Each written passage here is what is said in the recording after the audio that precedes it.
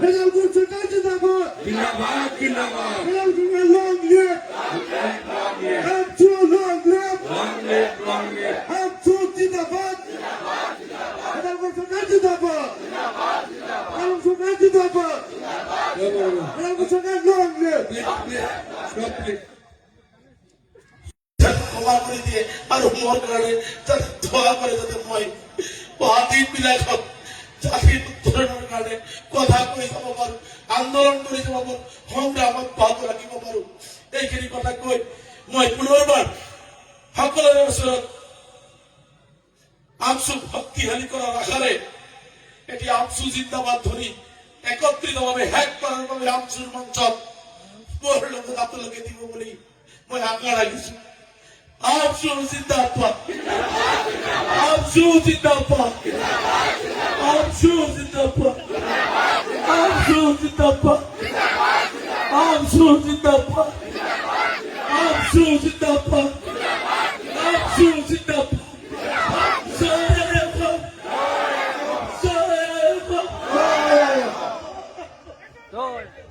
জিন্দাবাদ জিন্দাবাদ হেজালপুর সরকার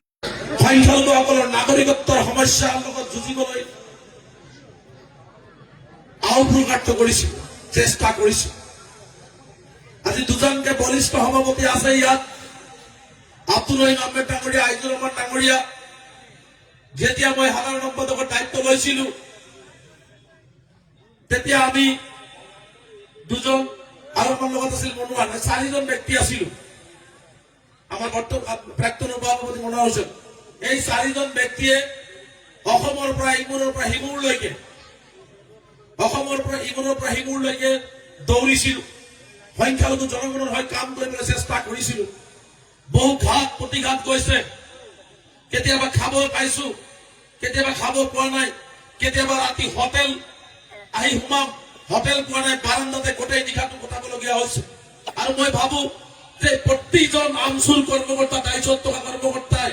সন্মুখত থকা প্ৰতিজন দায়িত্বত সন্মুখত থকা কৰ্মকৰ্তাই এনেকুৱা ধৰণে কষ্ট কৰে আমসু যোনে কৰে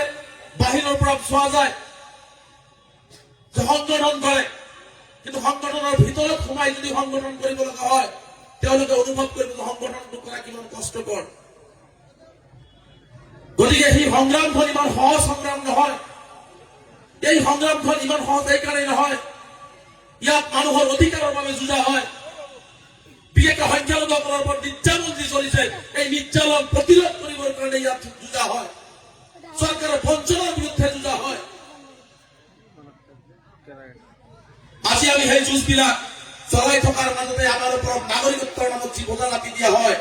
এনআৰচিৰ নামত ট্ৰিবিউনালৰ নামত এই এনআৰচিৰ নামত 2012 চনত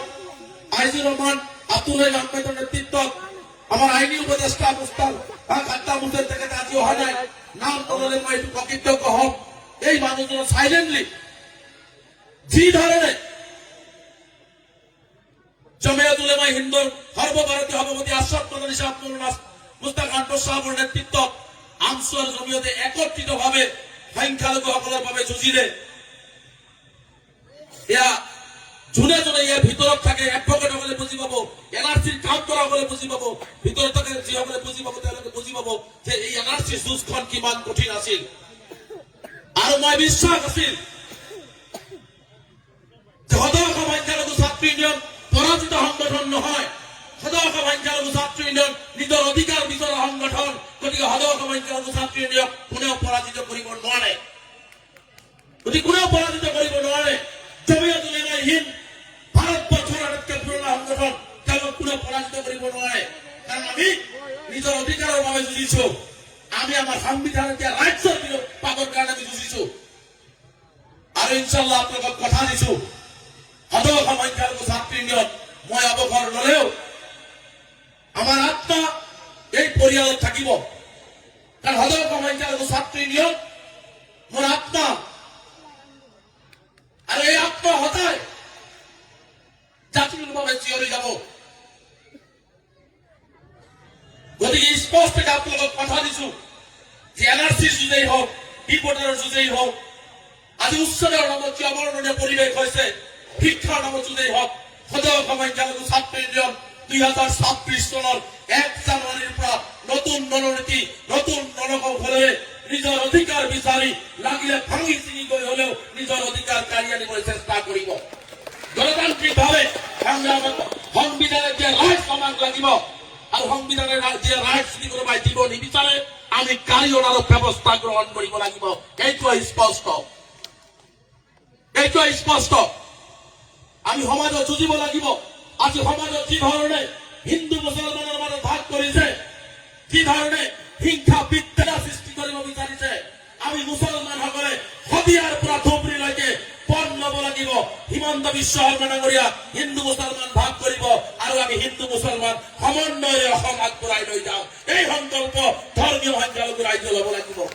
মই শেষৰ ভাগত সমগ্ৰ অসমৰ ধৰ্মীয় সংখ্যালঘুক আহ্বান জনাইছো তেওঁ যিমানেই ঘৃণাৰ দোকান খুলিব আমি সিমানেই মৰমৰ দোকান খুলিম সিমানেই ভাতৃত্ববোধৰ দোকান খুলিম সিমানেই শংকৰদেৱ গুৰুজনা মাধৱদেৱ গুৰুজনা আজান পিছাব গুৰুজনাৰ সেই আদৰ্শৰ অসম আমি পুনৰাই ঘূৰাই আনিম এই সংকল্প ধৰ্মীয় সংখ্যালঘু ৰাইজে ল'ব লাগিব আমি সমন্বয় সৃষ্টি কৰিব লাগিব সমন্বয়ৰ হাকো সৃষ্টি কৰিব লাগিব তেওঁলোকে যিমানেই যি নকওক কিয় আমি একত্ৰিতভাৱে আমি এই কথা বাৰ্তাবিলাক লৈ যাব লাগিব কাৰণ মই স্পষ্টকৈ গম পাইছো হিমন্ত বিশ্ব শৰ্মা ডাঙৰীয়াৰ লক্ষ্য আৰু উদ্দেশ্য হৈছে বৰ অসম ভাঙি থান-বান কৰি অসমখন ধ্বংস কৰি দিয়া কিন্তু আমি সংখ্যালঘু সমাজে সিদ্ধান্ত ল'ব লাগিব তেওঁ বৰ অসম ভাঙি থান-বান কৰিব বিচাৰিছে আৰু আমি বৰ অসম গঢ়িবৰ কাৰণে চেষ্টা কৰিছো আজি মুছলমানৰ মাজত ভাগ কৰা আৰম্ভ কৰিছে কাৰোবাক কয় দেশী কাৰোবাক কয় খিলঞ্জীয়া কাৰোবাক কয় মিয়া কাৰোবাক কয় চৰুৱা কাৰোবাক কয় বমুৱা কিন্তু মই সমগ্ৰ অসমৰ ধৰ্মীয় সংখ্যালঘুসকলক শেষৰ কথা ক'ব বিচাৰিছো হিমন্ত বিশ্ব শৰ্মা ডাঙৰীয়া এনেকুৱা এজন নেতা কোনো ধৰ্মীয় সংখ্যালঘুক এতিয়া ভাল নাপায় খিলঞ্জীয়া চাৰ্টিফিকেট দিয়া আমাৰ যিসকল সংখ্যালঘু ভাই আছিল তেওঁলোকক দিছে কি মুখত চাৰ্টিফিকেটৰ কথা কৈ আকৌ কয় বাঘ হাজিৰকে এটা কাল্পনিক চৰিত্ৰ আজান পীৰ কাল্পনিক চৰিত্ৰ মাননীয় হিমন্ত বিশ্ব শৰ্মা ডাঙৰীয়া বাঘ হাজৰিকা আছিল আছে আৰু ভৱিষ্যতলৈকে থাকিব আজান পীৰ চাহাব আছিল আছে আৰু ভৱিষ্যতলৈকে প্ৰজন্ম